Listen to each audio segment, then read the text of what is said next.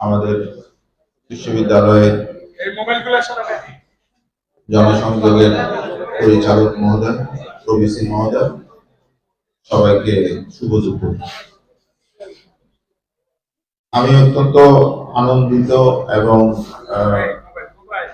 আমার ভালো লাগার কাজ করছে যে আমরা খুব অল্প সময়ে শর্ট নোটিসে একটা মত বিনিময় সভার আয়োজন করেছি এবং আপনারা মাইজদি শহর থেকে প্রায় শতাধিক সাংবাদিক ভাইয়েরা আজকের এই মত বিনিময় সভায় যোগ দিয়েছে। আমি বিশ্ববিদ্যালয়ের তরফ থেকে আপনাদেরকে ধন্যবাদ এবং কৃতজ্ঞতা জানাই।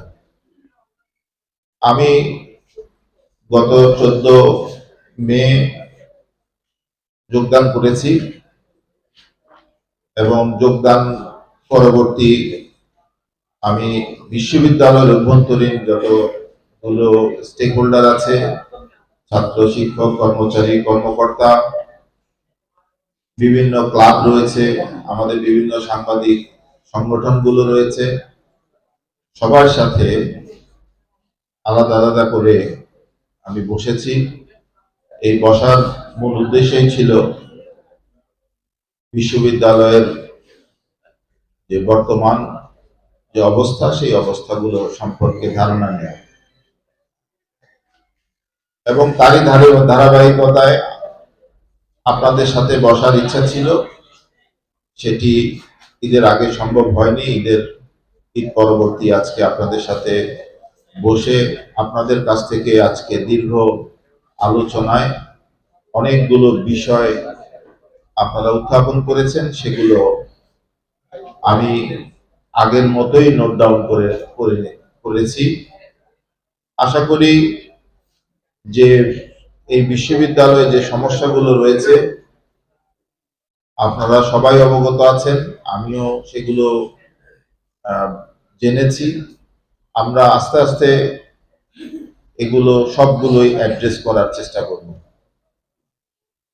এখানে আপনারা জানেন যে এই বিশ্ববিদ্যালয়ের 20 বছর পূর্তি আগামী 22শে জুন আমাদের মাননীয় শিক্ষামন্ত্রী মহোদয়, বিশ্ববিদ্যালয় মঞ্জুরি কমিশনের চেয়ারম্যান এবং আমাদের এই নোয়াখালী সদর আসনের মাননীয় সংসদ সদস্য তারা আমন্ত্রণ গ্রহণ করেছেন এবং তারা উপস্থিত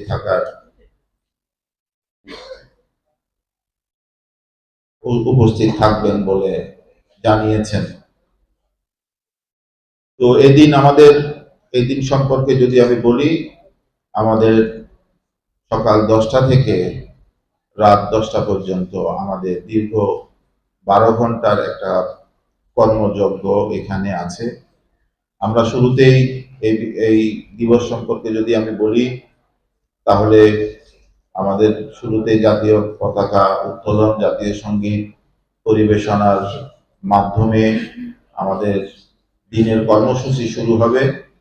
আমাদের 33টি ডিপার্টমেন্ট এবং ইনস্টিটিউট প্রত্যেকেরই আলাদা আলাদা অবস্থান থাকবে একটা আনন্দ শোভাযাত্রায়।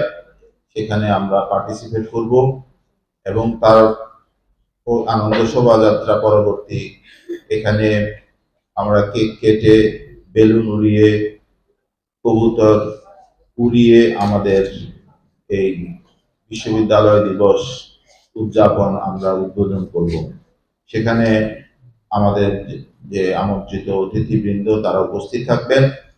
এরপরে আমরা অডিটোরিয়ামে এখানে আলোচনা সভার আয়োজন করেছি এবং শুরুতেই আমরা প্রয়াত আমাদের দেশনেত্রী, যিনি এই বিশ্ববিদ্যালয় প্রতিষ্ঠা করেছেন, এবং খালেদা জিয়ার স্মরণে আমরা 1 মিনিট নীরবতা পালন করব।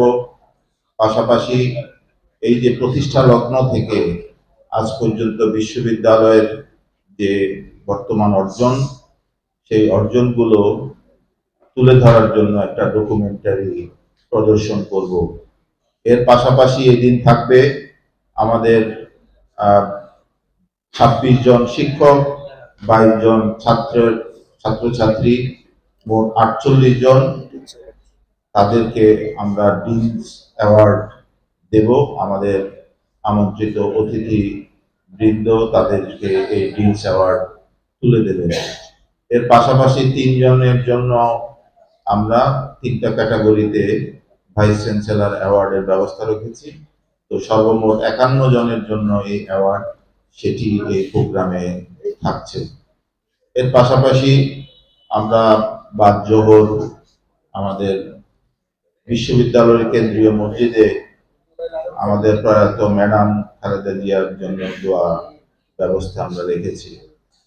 আর বিকালে আমাদের 4টা থেকে কেন্দ্রীয় আমাদের যে খেলার মাঠ, সেই খেলার মাঠে আমাদের কাল সাংস্কৃতিক অনুষ্ঠান থাকবে এবং এর 2টো সেগমেন্ট থাকবে। প্রথম সেগমেন্টে আমাদের এখানকার যে স্থানীয় বিশ্ববিদ্যালয় যে ছাত্রছাত্রী তাদের যে পরিবেশনা সেটা থাকবে। পাশাপাশি সন্ধ্যা 7টায় আমাদের ঢাকা থেকে একটা ব্যান্ড দল আসবে, তারা তাদের পরিবেশনা রাখবে এবং রাত 10টার মধ্যে আমরা এই প্রোগ্রাম শেষ করব।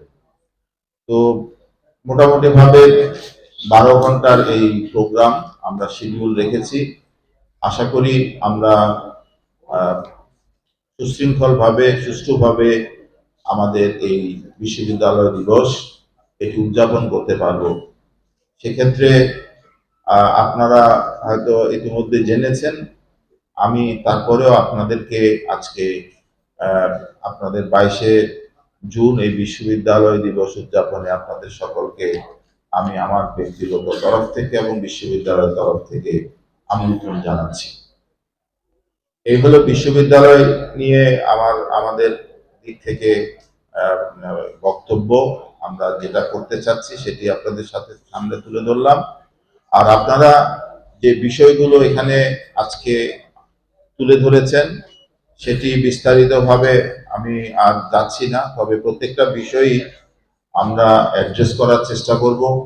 আপনারা এই বিশ্ববিদ্যালয়ের অতীতে বিভিন্ন ধরনের সমস্যার কথা আপনারা বলেছেন এবং সেটা নিয়োগ থেকে শুরু করে বিভিন্ন সমস্যাগুলো তৈরি হয়েছে, সেগুলো আপনারা যেভাবে তুলে ধরেছেন সেগুলো যাতে করে সামনের দিনে না হয় সেটি আমরা দেখব এবং সেভাবেই আমরা যাতে করে স্বচ্ছতার সাথে আমরা চলতে পারি সেই আশাবাদ আমি ব্যক্ত করতে চাই।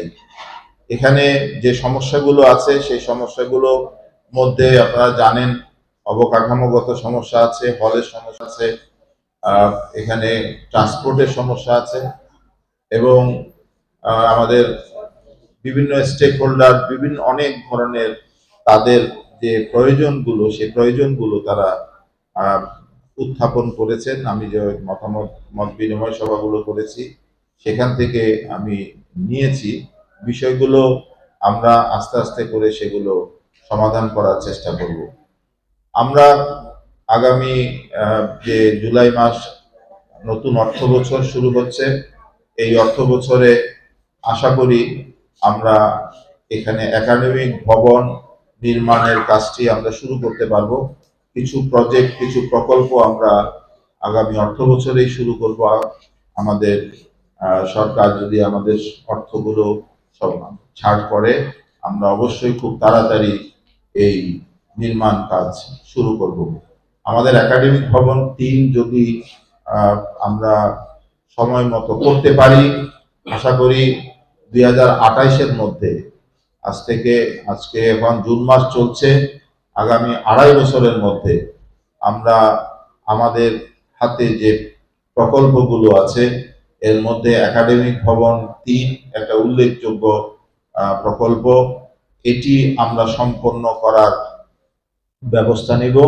আশা করি এটি যদি আমরা সম্পন্ন করতে পারি তাহলে আমাদের যে ক্লাসরুম সংকট এবং এখানে যে ল্যাব সংকট রয়েছে অথবা শিক্ষকদের বসার যে সমস্যাগুলো রয়েছে এগুলো অনেকাংশেই এই সমস্যার সমাধান হবে। আপনারা জেনে আনন্দিত হবেন যে এই একাডেমিক ভবন এটা একটা ডিজিটাল একাডেমিক ভবন হিসাবে প্রতিষ্ঠিত হতে যাচ্ছে। এখানে ক্লাসরুম থেকে শুরু করে ল্যাব, প্রতিটি জায়গায় এখানে ডিজিটাল পদ্ধতির ছোঁয়া এখানে থাকবে। আমি মনে করি এটি যদি আমরা সময় মতো প্রতিষ্ঠা করতে পারি, আপনাদের সহযোগিতায়, সকলের সহযোগিতায়, এটি আমাদের যে বাংলাদেশে বড় বড় বিশ্ববিদ্যালয় সহ প্রান্তিক বিশ্ববিদ্যালয়গুলোর মধ্যে একটা মডেল একাডেমিক ভবন হতে পারে এটি।